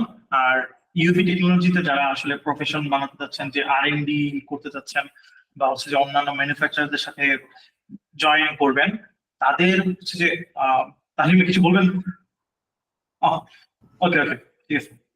তো আমাদের আরো কিছু কোর্সেস রয়েছে, যেমন হচ্ছে যে robotics course, Python course, web development course. এখন বলতে পারেন যে আসলে ইউভি টেকনোলজির সাথে আমার সেই কোর্স গুলোর কি ধরনের মানে দরকার, কিসের জন্য দরকার। তো দেখা যাচ্ছে যে যারা হচ্ছে যে এই ড্রোন টেকনোলজির জন্য, ইউভি টেকনোলজির জন্য দেখা যাবে যে আপনারা ইলেকট্রনিক্স সম্পর্কে একটু কম জানেন, যাদের দেখা যাবে যে আসলে আমার, যে আমি যখন কোর্সটা শুরু করব, যখন আমি ইন্ট্রোডাকশন গুলো বোঝাতে যাবো, দেখা যাবে যে আপনি একটু বুঝতে একটু কম পারছেন, তাদের জন্য বেসিক্যালি ওই ইলেকট্রনিক্স এবং রোবোটিক্স আমাদের কোর্স রয়েছে।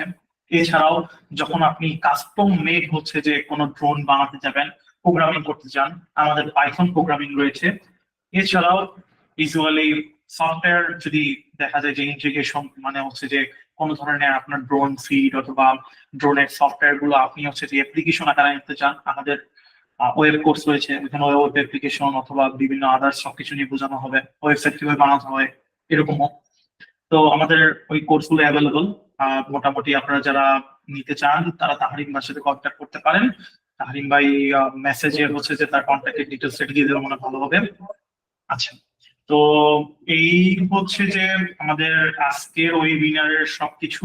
আপনাদের এবার কোশ্চেন্স গুলো একটু ওপেন করলে আমি পরে হচ্ছে যে এন্ডিংটা টেনে দিব, প্লিজ।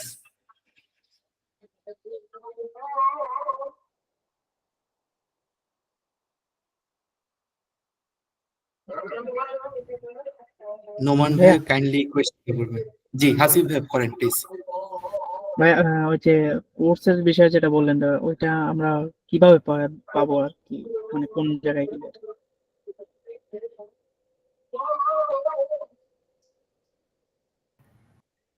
ভাইয়া কোর্সটা পাবেন হচ্ছে গিয়ে কিরণের ওয়েবসাইটে। আমাদের কিরণের ওয়েবসাইটে আপনি www.kiron.com, আমি চ্যাট বক্সে দিয়ে দিচ্ছি। ওই কোর্সটাতে ওখানে ওয়েবসাইটে গেলে আপনি লাইভ কোর্সেসে গেলেই আমাদের কোর্সটা পেয়ে যাবেন। আর কোর্স আমি একটু জাস্ট হচ্ছে গিয়ে স্ক্রিন শেয়ার করে যদি সবাইকে একটু দেখাই।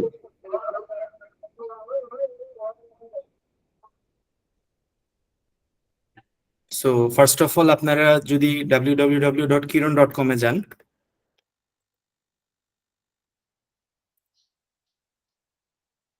যাওয়ার পরে আপনারা হচ্ছে গিয়ে আমাদের হোম পেজে পাবেন। হোম পেজ পাওয়ার পরে আপনারা হচ্ছে গিয়ে যদি লাইভ কোর্সেসে ক্লিক করেন, লাইভ কোর্সেসে ক্লিক করার পরে স্ক্রোল করলেই আপনি হচ্ছে গিয়ে এখানে আমাদের লাইভ কোর্স যা যা আছে সব পেয়ে যাবেন।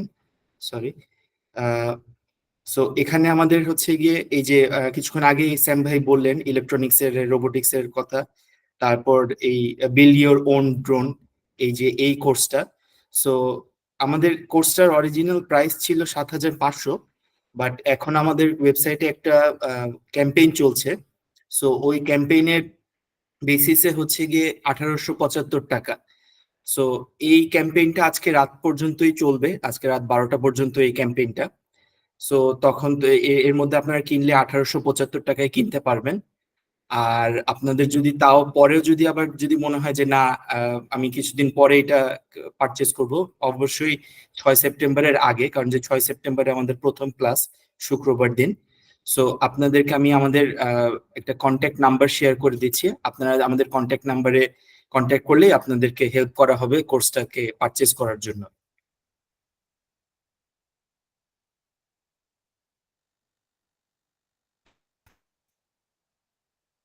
নমন ভাইয়ের একটা কোয়েশ্চেন ছিল, নমন ভাই কাইন্ডলি কোয়েশ্চেনটা করবেন প্লিজ। জি ভাইয়া, ধন্যবাদ। ভাইয়া শুনতে পাচ্ছেন? জি, শোনা যাচ্ছে। জি, স্যাম ভাই কি শুনতে পাচ্ছেন? নিশ্চয়ই। জি জি। আচ্ছা, ধন্যবাদ স্যাম ভাই, ধন্যবাদ। আমি আসলে প্রথমত ধন্যবাদ জানাচ্ছি, খুব সুন্দর একটা বিষয়। আমি প্রথমবারের মতো আসলে জয়েন করলাম। আমি দুঃখিত, আমি হয়তো একটু সময় নিচ্ছি। তো আমি আসলে খাগড়াছড়ি থেকে জয়েন করেছি, খাগড়াছড়ি পার্বত্য জেলা থেকে। তো বাহ। ড্রোন, জি, তো ড্রোন নিয়ে আসলে খুবই ফ্যাসিনেশন, অনেক দিন ধরে, অনেক বছর ধরে বলা যায়। বাট সেভাবে আসলে প্ল্যাটফর্ম বলি বা যাই বলি দেখছিলাম না। ফরচুনেটলি আজকে এটা দেখতে পেলাম বা জানতে পারলাম। আমার প্রশ্নটা ছিল আসলে ইন জেনারেল একটা প্রশ্ন। আসলে আমি যেখানে কাজ করি তো ওখানে অনেক সময় ড্রোন রিলেটেড অনেক সফিস্টিকেটেড আলোচনা হয়, অনেক ব্রেন স্টর্মিং হয়। যদিও আমি খুব একটা বুঝতে পারি না। সো আমার যে আচ্ছা বিষয়টা আসলে জানার আছে সেটা হচ্ছে ইউএভি বা ড্রোন, মানে আমি যদি ভুল না করি বর্তমান সময়ে ড্রোন বা ইউএভির যে রেভলিউশন আমি বাংলাদেশে দেখতে পাচ্ছি সেটা খুবই সিগনিফিকেন্ট। সো আমার ইন জেনারেল প্রশ্নটা হচ্ছে, যেহেতু আপনার ড্রোনের সাথে আছেন, ইউএভির সাথে আছেন এবং খুব চমৎকার ভাবে এটি বাংলাদেশের পার্সপেক্টিভে, আমি being a citizen of Bangladesh, বাংলাদেশে ছড়াচ্ছে।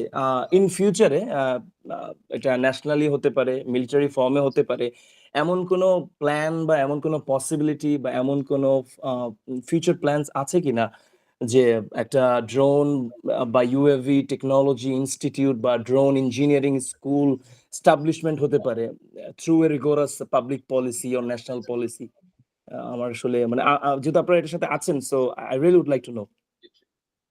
আচ্ছা, সেজন্য মনে হয় যে আপনি বেশি দূরে না, খাগড়াছড়ি থেকে ঢাকায় আসতে হবে। আমাদের দ্বীপ ফাউন্ডেশনের খুব সুন্দর একটি ল্যাব আছে, খুবই ছোট, বাট জি, ওখানেই আমরা ওখানে কাজ করছি। আমরা আচ্ছা আচ্ছা, ইনফ্যাক্ট হচ্ছে যে ড্রোনের সলিউশনও দিচ্ছি। আমরা এয়ারফোর্স, মানে আপনার চট্টগ্রাম যে এয়ারফোর্স বেজ আছে জি, সেখানে আমরা ড্রোন ট্রেনিং প্লাস হচ্ছে যে তাদের কিছু কাজ করার জন্য এডুকেশন পারপাসের জন্য আমরা ড্রোন সলিউশনও দিয়েছি। তো আপনার যদি কোনো ধরনের যে মনে হয় যে না আমি হচ্ছে যে সেভাবে কাজ করতে চাই, তাহলে আমাদের সাথে সেভাবে অ্যাটাচ হতে পারেন। আপনি শিওর ওই যে শিওর, চ্যাট বক্স অলরেডি ভাই হচ্ছে যে সব কন্ট্যাক্ট ডিটেলস দিয়ে দিয়েছেন। জি জি, কোর্সের জন্য হলে সেখানে কন্ট্যাক্ট করেন, অথবা যদি আমাদের কন্ট্যাক্ট প্রয়োজন পড়ে তাদের থেকে নিয়ে নিতে পারেন। Sure sure, thank you so much, thank you. জি। আচ্ছা, জি, ইমরুল গাইজ ভাই কাইন্ডলি কোয়েশ্চেনটা করবেন। ভাই আসসালামু আলাইকুম। আসসালামু আলাইকুম। ভাই আমাকে চিনতে পারছেন নাকি জানি না, আপনাকে আমি পার্সোনালি আপনার কাজ দেখেছি তো। চিনতে পারছি ভাই, প্রথম থেকেই চিনছি। জি জি জি। আপনার কাজটা আমি অনেক ছোট মানে প্রথম থেকে দেখে আসতেছি, এবং আপনার মাধ্যমে আমি আর কি এফপিবি তে আর কি ইন্ট্রোডিউস হয়েছি আর কি। আমি আগে জানতাম না যে এফপিবি মানে আলাদা একটা জোন সেগমেন্টই আছে আর কি। তো আচ্ছা আমি আপনার কাছ থেকে দেখার পর অনুপ্রেরণা পেয়ে আর কি আমি অনেক ঘাটাঘাটি করছি আর কি, বিভিন্ন ভিডিও দেখছি। তো আমি একটা জিনিস জানতে চাচ্ছি, এটা হচ্ছে কি ড্রোনে আপনার সাধারণত ভিজুয়ালটা প্রথমে যায়, কোনোভাবে আমরা সিগন্যাল লস করি, ভিজুয়ালটা প্রথমে যায়। তো আমি কোথাও দেখলাম না যে মানে ভিজুয়ালের যে অ্যান্টিনাটা সেটা সব জায়গায় পিছনে লাগানো থাকে। তো আমি যখন একটা জায়গায় মুভ করবো সামনের দিকে, তখন যখন আমি আবার ড্রোনটাকে ব্যাক করে আনতে যাব, সে সময় কিন্তু দেখা যাচ্ছে অ্যান্টিনাটা পিছন দিকে চলে যাওয়ার জন্য আমার সিগন্যালটা লস করে। তো আমি Right. জানতে চাচ্ছি যে মানে অ্যান্টিনা কি একাধিক লাগানো যায়, মানে সামনে চারপাশে যদি আমি 4টা অ্যান্টিনা লাগাই, এটা কি সম্ভব? আচ্ছা, সেক্ষেত্রে একটাই শুধু উপায় না, আপনার লাস্টের প্রশ্নের উত্তরটা না, আমি একসাথে একাধিক অ্যান্টেনা লাগাতে পারবো না। তার কারণটা আমি আগেই দেখিয়েছিলাম। এই যে ভিটিএক্স টা, সেই ভিটিএক্স এর কিন্তু একটাই অ্যান্টেনার আউটপুট। এখন হ্যাঁ বলতে পারেন আমি স্প্লিটার দিয়ে অনেকগুলো অ্যান্টেনা লাগালাম, তাতে কিছুই হয় না। আমি জাস্ট একটু ডিপ বর্ণনা দিই। সেটা হচ্ছে যে আমাদের যেই অ্যান্টেনাটার এই অ্যান্টেনাটা কাজ করে হচ্ছে যে একটা রেজিস্ট্যান্স হিসেবে, সেটা তো বুঝেন। জি ভাইয়া। হ্যাঁ, তো এই রেজিস্ট্যান্সটা কিন্তু একটা আউটপুটের জন্যই, এর যে ডিবিআই পাওয়ারটা আছে সেই রেজিস্ট্যান্সটা সেটার জন্য। এর বাইরে যদি আমি স্প্লিট দিয়ে যদি এর ডাবলটা লাগিয়ে দিই, তখন কি হয়, সেই এর যে রেজিস্ট্যান্স পাওয়ারটা থাকে সেটা কিন্তু কমে যায়। তো ইউজুয়ালি আমি ওটাকে আরো না বাড়িয়ে আরো কিন্তু নষ্ট করে ফেলতেছি। তখন দেখা যাবে যে ভিটিএক্স টা ডাউন হয়ে যেতে পারে। বাট যেটা করতে পারেন বা যেটা আমরা করি সেটা হচ্ছে যে, আমার ড্রোনটা নিশ্চয়ই দেখছেন, এই অ্যান্টেনাটা দেখছেন আমারটা একটু নিচে, কারণ আমি এটা কিছু কম জায়গা থেকে নেওয়ার জন্য। বাট ইউজুয়ালি ড্রোন গুলোর অ্যান্টেনা গুলো থাকে আর একটু খারাপ, এই যে এরকম। তখন কি হয়, আপনি যদি এভাবেও যান আপনি কিন্তু অ্যান্টেনা দেখছেন, রাইট? আপনি যদি এভাবেও আসেন আপনি কিন্তু অ্যান্টেনা দেখছেন। ইউজুয়ালি এভাবেই কাজ হয়।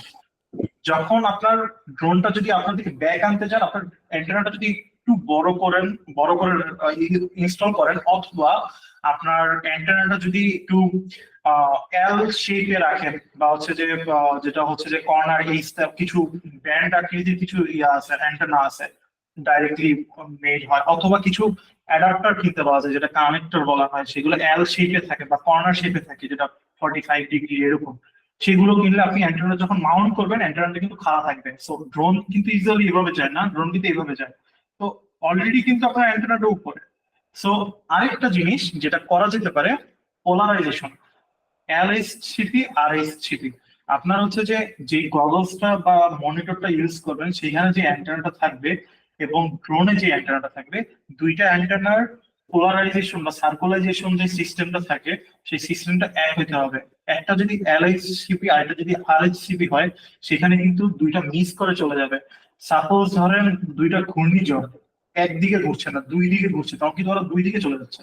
যখন একদিকে ঘুরবে তখন কিন্তু তারা একদিকে এসে সংঘর্ষ করবে। সিস্টেমটা ওইরকমই।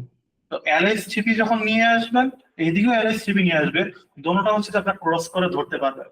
তো ওই সিস্টেমটা আপনাকে দেখতে হবে যে অ্যান্টেনা গুলো আমি যখন পারচেস করলাম বা আমি যেটা ইনস্টল করছি, সেটা অ্যাকচুয়ালি এলএসসিপি নাকি আরএসসিপি, দুইটাই সেম রাখতে হবে। এবং আরেকটা জিনিস করা যেতে পারে, সেটা হচ্ছে ডিবিআই পাওয়ার। যেটা হচ্ছে দেখা যায় যে আমি 5.8 গিগাহার্টজ এর যে আমার ভিটিএক্স, সেখানে আমি অ্যান্টেনাটা কত ডিবিআই পাওয়ার দিচ্ছি। কিছু কিছু ক্ষেত্রে আমাদের মানে বর্তমানে ভিটিএক্স গুলোর যে অ্যান্টেনা গুলো বাজারে পাওয়া যায়, ওগুলো কোনো আসলে ফ্রিকোয়েন্সি বা ডিবিআই পাওয়ার যে কিছু লেখা থাকে না। 2.4 গিগাহার্টজ আগের গুলোতে একটু ডিবিআই ছিল, বড় ডিবিআই হলে বড় অ্যান্টেনা। বাট কিছু আছে আপনি, আমরা আসলে বাংলাদেশে থাকার কারণে সব ধরনের অ্যান্টেনা হচ্ছে যে টেস্ট করতে পারিনি। বাট মোটামুটি আমি পার্সোনালি প্রায় 4-5 ব্র্যান্ডের হচ্ছে যে টেস্ট করেছি। তার মধ্যে আপনার ভ্যাটের একটা আছে, ওটা হচ্ছে যে ভ্যাট দিয়ে সার্চ করলে পেয়ে যাবেন। ওর অ্যান্টেনা গুলো একটু বড় সাইজের হয়। অথবা টিভিএস এর কিছু অ্যান্টেনা আছে, টিভিএস এর অ্যান্টেনা বা ভ্যাটের অ্যান্টেনা থেকে যদি আপনি নেন, মোটামুটি ওদের অ্যান্টেনার সার্কুলাইজেশন সিস্টেমটা একটু বেটার অন্যান্য গুলোর থেকে। ওদের যখন আপনি ডাটা শিটটা করবেন, সবসময় পারচেস করার সময় প্রোডাক্টের ডাটা শিট দেখবেন। তো ডাটা শিটে অ্যাকচুয়ালি বলা থাকে যে আমার আউটপুট পাওয়ারটা বা ইনপুট পাওয়ারটা কিভাবে কাজ করছে। তো ওসব ডিসাইড করলে আপনি হোপসো সুবিধা পেয়ে যাবেন। বাট ওই যে যেটা বললাম, বাংলাদেশে ফ্রিকোয়েন্সি নয়েজ খুবই বেশি।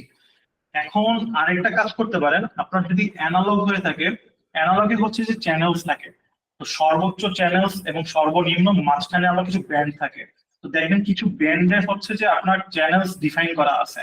একটু সার্চ করবেন যে আপনি যে এরিয়াতে আছেন সেই পোস্টাল কোড দিয়ে যে ফ্রিকোয়েন্সি যেটা ইউজ করতেছেন বা ফ্রিকোয়েন্সি চ্যানেলটা, সেই চ্যানেলটা কত আছে, কত হার্জের আছে। সেই হার্জটা যদি দেখা যায় যে আপনার সাথে কনফ্লিক্ট করতেছে, আপনি একটু অন্য ব্যান্ডে নিয়ে একটু হাই হার্জে নিয়ে যান, তখন দেখা যাবে যে আপনার সাথে যখন বাইন্ডে থাকবে একটু ভালো পাবেন। অথবা আরেকটা যেটা করতে পারবেন যে সবসময় অ্যাভয়েড করবেন অবস্টেকলস। আপনি যখন গগলস ইউজ করবেন, আমি আমার গগলসটা দিয়ে একটু আপনি যখন গগলসটা ইউজ করবেন, আপনার গগলসটা যেন সবসময় ড্রোনের দিকে থাকে। এবং এই অ্যান্টেনা গুলো ইউজুয়ালি দেখা যায় কি আমরা যখন কন্ট্রোলার ইউজ করি মাথাটা এমনি করে নিচে নামায় রাখি, রাইট? কিন্তু এটা করা যাবে না, মাথা সবসময় উপরের দিকে ড্রোনের দিকে থাকতে হবে। ইউজুয়ালি এটা মাথায় রাখতে হবে যখন আমার ড্রোন দিকে যাচ্ছে, আমার মাথার মানে অ্যান্টেনাটার পজিশনটা যেন সেই দিকেই যায়। তো এই জন্য ওই যদি আপনার সমস্যা হয়ে থাকে যেটা বললাম, তখন আপনি হেড ট্র্যাকিং সিস্টেম নিজেই বানাতে পারবেন, ওগুলো বেশি টাকা প্রয়োজন করে না। হেড ট্র্যাকিং সিস্টেম বানাই ফেলে তখন আর একটু ইজি হয়ে যাবে। এই হচ্ছে যে আপনার প্রশ্নের উত্তর। জি ভাই, ধন্যবাদ। হ্যাঁ, অনেক ক্লিয়ার করে বললেন আর কি। তো আমি আরেকটা আপনার পার্সোনাল ভাবে একটু জানতে চাই আর কি, মানে আপনার জার্নিটা শুরুর গল্পটা একটু জানতে চাই, অল্প একটু ছোট করে শুরুর গল্প। আচ্ছা, ওইটা একটু শর্টই বলি, সময় নষ্ট না করে শর্টে। সেটা হচ্ছে যে আমি রোবোটিক্সই কাজ করতাম। হঠাৎ করে হচ্ছে যে আমার ব্যাটল বোট বানানোর খুব শখ জেগেছিল, যার জন্য প্রায় 2020 সালে আমি প্রায় 70,000 টাকার মতো জমাই ফেলছিলাম। 70,000 টাকার মতো জমায় যখন ব্যাটল বোট নিয়ে ঘাটতেছিলাম, তখন হঠাৎ করে দেখি যে ড্রোন রেসিং এর একটা ভিডিও। দেখতে দেখতে ফ্রি স্টাইল দেখতে দেখতে সিনেবুক দেখতে দেখতে খুব ভালো লেগে যায়। তো তখন ভাবলাম যে আকাশে তো উঠতে পারি না টাকার অভাবে, তাহলে ড্রোনটা দিয়ে বানায় একটু আকাশ করে দেখে কি অবস্থা। ওই তখন থেকে যেভাবে ভাবনা সেভাবেই মানে নেওয়া, আর সেখান থেকে এখন পর্যন্ত 2020 সাল থেকে আছি আর কি। যাই হোক, আপনার মাধ্যমে যদিও আমি জিনিস জানতে পারছি, কিন্তু আমি এখন আসলে মানে এফপিভি যে একটা আশীর্বাদ, মানে বিশাল বড় একটা আশীর্বাদ। আমি মনে করি যেমন আমরা একটা ফাইটার প্লেন চালাতে পারবো না, কিন্তু একটা মিনিয়েচার ভার্সন আমরা বানিয়ে সেটাকে ইউজ করতে পারবো। এরকম মানে গাড়ি ইউজ করা যায়, মানে প্লেন, এনিথিং। তো আমি আপনারা যারা এটা নিয়ে কাজ করতেছেন, আমি খুবই মানে আপনাদের স্যালুট যে আপনারা এটা নিয়ে আরো এগিয়ে যান। বাংলাদেশে এটা আরো আসুক, আমরা যাতে এটা সুফল ভোগ করতে পারি। তো স্যাম ভাই, ধন্যবাদ আপনাকে, এবং কিরণ একাডেমিকে আমি অবশ্যই ধন্যবাদ জানাই, তারা এত সুন্দর একটা আয়োজন করেছে। জি, আমার এইটুকুই। জি, আসসালামু আলাইকুম। আর কারো কোনো কোশ্চেন বা কোনো কিছু? আচ্ছা, সো হ্যাঁ, রাতুল হাসান। জি ভাই। আসসালামু আলাইকুম ভাইয়া। আমার প্রশ্ন হচ্ছে, এই যে একটা এফপিভি ড্রোন বিল্ড করতে মিনিমাম কত বাজেট থাকা লাগে? আচ্ছা, এখন মিনিমাম বাজেটের আগে আমাকে হচ্ছে যে ডিফাইন করতে হবে যে আমি আমার গোলটা কি। তো দেখা যায় যে যদি অনলি বলেন যে আমার কোনো গোল নেই, আমার হচ্ছে একটা বানাতেই হবে, এখন বাজেট মিনিমাম, তাহলে ইউজুয়ালি আপনি যদি উইন সিচুয়েশনে থাকতে চান, মানে খুব লো রেস, খুব লো সিগন্যাল না হয়ে খুব হাই সিগন্যাল, খুব হাই রেজুলেশন না হয়ে যদি মিক্স সিচুয়েশন থাকতেন, সেই ক্ষেত্রে অ্যাট লিস্ট 1,00,000 টাকা। বা সেটাও যদি আপনার সম্ভব না হয়, আপনি ইউজুয়ালি একটা ক্যামেরা ছাড়া হচ্ছে যে মোটামুটি 65 থেকে 70-এর মধ্যে একটা মোটামুটি মিডিয়াম টাইপের ড্রোন বানায় ফেলতে পারবেন। সেটারও রেঞ্জ হবে মোটামুটি কত, প্রায় 200 মিটার থেকে 300 মিটার।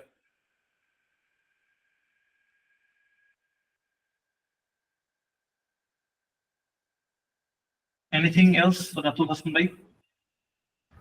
না ভাইয়া, থ্যাংক ইউ। ওকে ভাইয়া। আচ্ছা, আমার একটা প্রশ্ন ছিল। জি, ইয়েস ম্যাম। পার্টি বা ইভেন্টের জন্য যে ড্রোন গুলো করা হয়, সেগুলোর একটা বানাতে কিরকম কস্টিং আসবে?